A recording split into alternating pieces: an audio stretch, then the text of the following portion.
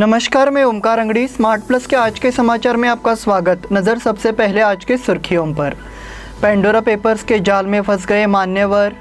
Corona बलि के परिवार के लिए केंद्र सरकार की ओर से सहायता। मई समिति की बैठक में भव्य मोर्चा का फैसला। पूर्व विधायक के खिलाफ बैनर जलाने का अभियान। संजय पाटिल ने मराठी भाषियों से मांगी माफ़ी। श्री दुर्गा माता दौड़ के संबंध में जिला प्रशासन को निवेदन। होटल आदर्शा पैलेस आपके लिए लाए हैं फूड पार्सल और home delivery service, breakfast, lunch और dinner, south Indian, north Indian, tandoori. कोविड-19 के तहत स्वच्छता और सभी नियमों का पालन। आज ही ऑर्डर कीजिए और घर बैठे लजीज खाने का मजा उठाइए। हर पार्सल के साथ एक mask free. Hotel Adarsha palace, Lingaraj college के सामने, कॉलेज रोड, बेलगावी। फोन 0831 243577 और 8884121718। अब समाचार विस्तार से। पेंडोरा पेपर्स में प्रसिद्ध व्यवसायियों सहित विभिन्न क्षेत्रों की हस्तियां शामिल हैं। इन धनी भारतीयों ने कर छूट या पूर्ण कर छूट वाले देशों में गुप्त निवेश किया। इनमें पूर्व क्रिकेटर सचिन तेंदुलकर, उद्योगपति अनिल अंबानी, नीरा राडिया, गांधी परिवार के वफादार दिवंगत सतीश शर्मा शामिल है। सचिन तेंदुलकर और उनके परिवार के नाम पेंडोरा पेपर्स में ब्रिटिश वर्जिन आइलैंड्स में एक विदेशी कंपनी के लाभार्थी मालिकों के रूप में सूचीबद्ध है। बीबीआई में तेंदुलकर, उनकी पत्नी अंजलि तेंदुलकर और आनंद मेहता के ससुर आनंद मेहता की सास इंटरनेशनल लिमिटेड कंपनी के नाम बीओ और निर्देशक है। सास कंपनी का पहली बार 2007 में पेंडोरा रिकॉर्ड्स में उल्लेख किया गया था।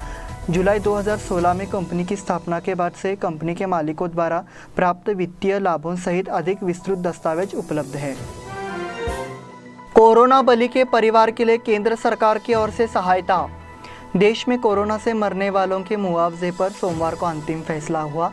सुप्रीम कोर्ट में पिछली सुनवाई में केंद्र ने पीड़ितों के परिवारों को 50,000 रुपये का भुगतान करने की सहमति व्यक्त की थी। केंद्र सरकार कोरोना से हुई मौत के बाद परिवार को 50,000 रुपये देगी। केंद्र सरकार ने इस संबंध में सुप्रीम कोर्ट में हलफनामा दाखिल किया है। केंद्र ने शीर्ष अदालत से कहा कि कोविड-19 के कारण जान गंवाने वालों के परिवारों को राज्य आपदा मोचन कोष से मुआवजा दिया जाएगा। सुप्रीम कोर्ट ने भारत में कोविड-19 से मारे गए सभी लोगों को 50,000 रुपये मुआवजा देने की केंद्र की योजना को मंजूरी दे दी है। शीर्ष अदालत ने एक याचिका का आदेश दिया है जिसमें एनडीएमए को कोविड-19 पीड़ितों के लिए मुआवजे पर दिशा निर्देश तैयार करने का निर्देश देने वाले अदालती आदेश को अमल में लाने की मांग की गई है। मई समिति की बैठक में भव्य मोर्चा का फैसला। चुनाव लड़ना सीमावाद की लड़ाई का हिस्सा है, इसलिए समय आ गया है कि चुनाव में मिली असफलताओं को दरकिनार कर एक बार फिर से समिति को मजबूत करने का ठोस प्रयास किया जाए। इसलिए प्रशासन को मराठी भाषी प्रशासन की ताकत दिखाने के लिए शहर और तालुका महाराष्ट्र एकीकरण समिति की बैठक में जल्द ही एक भव्य मोर्चा आयोजित करने का निर्णय लिया गया। मराठा मंदिर में नगर निगम चुनाव और अन्य मुद्दों पर चर्चा के लिए एक बैठक की गई। शहर में बैठक समिति की अध्यक्षता दीपक दलवी ने की। इस मौके पर पूर्व मेयर मालोजी अष्टेकर, पूर्व विधायक मनोहर किनेकर, राजाभाऊ पाटिल, रंजीत चव्हाण पाटिल मौजूद थे। एक बार फिर मराठी भाषियों की ताकत दिखाने के लिए 1 नवंबर से पहले भव्य मोर्चा का आयोजन किया जाएगा। एक बार फिर मराठी भाषियों की ताकत दिखाने के लिए 1 नवंबर से पहले भव्य मोर्चा का आयोजन किया जाएगा। उन्होंने सभी से अपने अपने विभागों में अधिक जागरूकता पैदा करने और बैठकें करने की भी अपील की। पूर्व विधायक के खिलाफ बैनर जलाने का अभियान। बेलगाम ग्रामीण भाजपा जिलाध्यक्ष एवं पूर्व विधायक संजय पाटिल द्वारा मराठा समुदाय को लेकर दिए गए बयान के खिलाफ जनता का विरोध अब हर गांव में गूंज रहा है। शिवसेना वाघवाड़े शाखा ने छत्रपति शिवाजी महाराज चौक में बैनर और नारे लगाकर बयान का विरोध किया। इसने ये भी चेतावनी दी कि अगर राष्ट्रीय दलों ने इस तरह का अपमान दोहराया तो उन्हें गंभीर परिणाम भुगतने होंगे। जो भी राष्ट्रीय दल से आता है वो मराठा समुदाय का अपमान करता है, दमन करता है। शिवसेना पदाधिकारियों ने चेतावनी दी कि आपको परिणाम भुगतने होंगे, ऐसा शिवसेना तालुका प्रमुख सचिन गोरले ने कहा। उस समय बड़ी संख्या में शिव सैनिक मौजूद थे। संजय पाटिल ने मराठी भाषियों से मांगी माफ़ी। वर्तमान में बेलगाम तालुका में पूर्व विधायक संजय पाटिल के खिलाफ आंदोलन चल रहे हैं। मराठी भाषी लोगों और महिलाओं को अपमानजनक टिप्पणी करने का उनका वीडियो वायरल हो गया है। इस पृष्ठभूमि के खिलाफ पूर्व विधायक संजय पाटिल ने सोशल मीडिया के जरिए सभी मराठी भाषियों से माफ़ी मांगी है। हमारा जन्म कोल्हापुर में हुआ है और हम मराठी भाषी है। जब हम विधायक थे तो हमेशा छत्रपति शिवाजी के प्रतिमाओं के निर्माण का समर्थन किया है। इसी तरह शिवाजी महाराज की मूर्तियों की पूजा को प्रोत्साहित किया है। अब मराठी भाषी मुझ पर भरोसा नहीं कर रहे हैं क्योंकि कुछ लोग मेरे भाषण को विकृत कर रहे हैं। मुझ पर विश्वास करें क्योंकि मैं एक मराठी भाषी हूँ। हालांकि अगर आपको लगता है कि मैंने गलती की है तो मैं आपसे सार्वजनिक रूप से माफ़ी मांगता हूँ। इसकी जानकारी उन्होंने सोशल मीडिया के जरिए दी है। श्री दुर्गा माता दौड़ के संबंध में जिला प्रशासन को निवेदन। श्री शिव प्रतिष्ठान हिंदुस्तान की ओर से नवरात्रि में श्री दुर्गा माता दौड़ का आयोजन किया जाता है। श्री शिव प्रतिष्ठान ने मांग की कि प्रशासन इस वर्ष इस उत्सव के आयोजन की अनुमति प्रदान करे। इस मांग का निवेदन प्रशासन को सौंपा गया।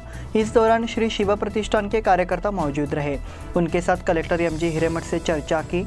उन्होंने मांग पत्र भी सौंपा और दुर्गा माता दौड़ की गतिविधियों की जानकारी दी। श्री दुर्गा माता दौड़ एक ऐसी पहल है जो युवाओं में देशभक्ति की भावना जगाती है, इसलिए यह एक अनुशासित तरीके से आयोजित किया जाता है। इससे युवाओं को सशक्तिकरण होता है, इसलिए इसकी अनुमति देने का सुझाव दिया गया। इस बुलेटिन में वक्त हो गया है छोटे से ब्रेक का। देखते रहिए smart plus. Hotel Adarsha palace आपके लिए लाए हैं फूड पार्सल और home delivery service, breakfast, lunch और dinner, south Indian, north Indian, tandoori. कोविड-19 के तहत स्वच्छता और सभी नियमों का पालन। आज ही ऑर्डर कीजिए और घर बैठे लजीज खाने का मजा उठाइए। हर पार्सल के साथ एक मास्क फ्री।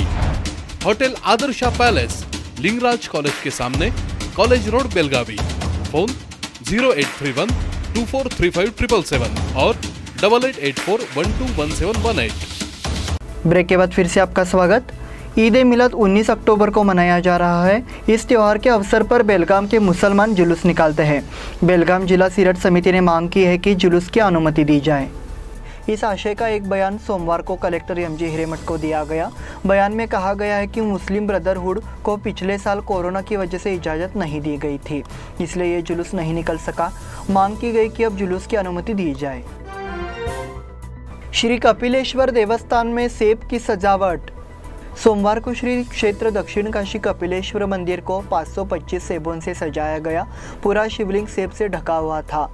इसके बाद विशेष आरती के साथ इसे दर्शन के लिए खोल दिया गया। मंदिर के सेवक सचिन आनंद और गणेश देवर ने इस सुंदर व्यवस्था को बनाने में महत्वपूर्ण भूमिका निभाई। इस अवसर पर मंदिर के अध्यक्ष सुनील बाळेकुंद्री, राजू भतकांडे, अभिजीत चव्हाण, राकेश कलगड़गी, राहुल कुरणे, विवेक पाटिल सहित ट्रस्टी और सेवक उपस्थित थे।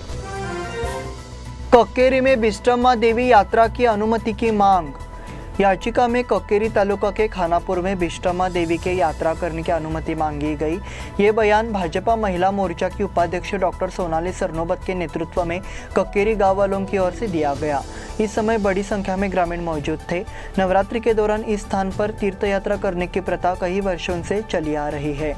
मांग की गई कि उन्हें पद पर बने रहने दिया जाए।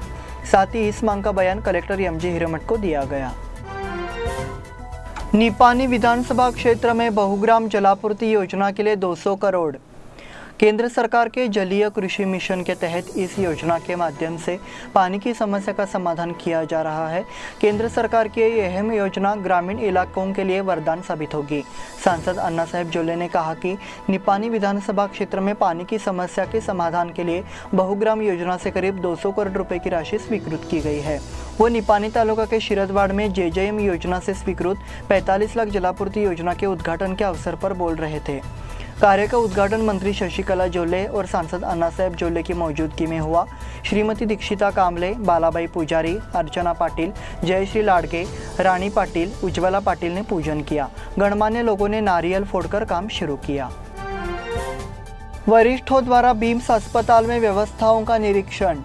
खाद्य एवं वन मंत्री श्री उमेश कत्ती, बेलगाम जिला कलेक्टर, क्षेत्रीय आयुक्त, सिविल अस्पताल के निर्देशक और अधिकारियों के नेतृत्व में कल बेलगाम बीम्स का निरीक्षण किया और एक नई आईसीयू वार्ड और एक सामान्य वार्ड के साथ साथ एक नवनिर्मित रेस्तरां का उद्घाटन किया। श्री उमेश कत्ती साहब और मैंने इस तथ्य का स्वागत किया कि बिम्स ने क्षेत्रीय आयुक्त के मार्गदर्शन में कुछ परिवर्तन किया है और सुझाव दिया कि अस्पताल के सुधार और सफाई को बनाए रखा जाना चाहिए।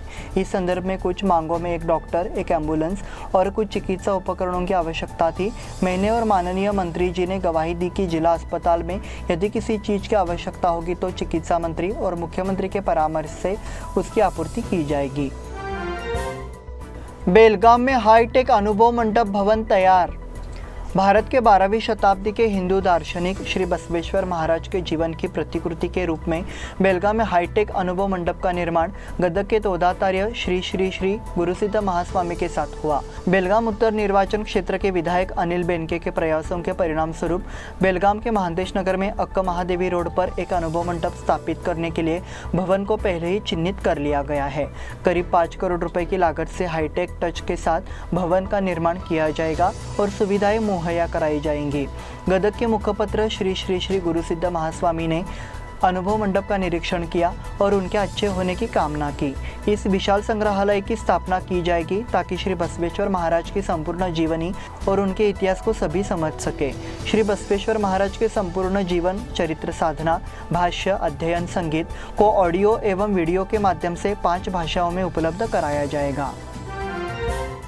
Indian premier league cricket, Bangalore knockout चरण में। रॉयल चैलेंजर्स बेंगलुरु ने इंडियन प्रीमियर लीग में रविवार को ग्लेन मैक्सवेल और यजुर्वेद चहल की शानदार गेंदबाजी के दम पर पंजाब किंग्स को 6 रन से हरा दिया। इस जीत के साथ ही बेंगलोर ने नॉकआउट चरण में जगह बना ली है। इसी के साथ स्मार्ट प्लस के आज के समाचार समाप्त हुए। धन्यवाद।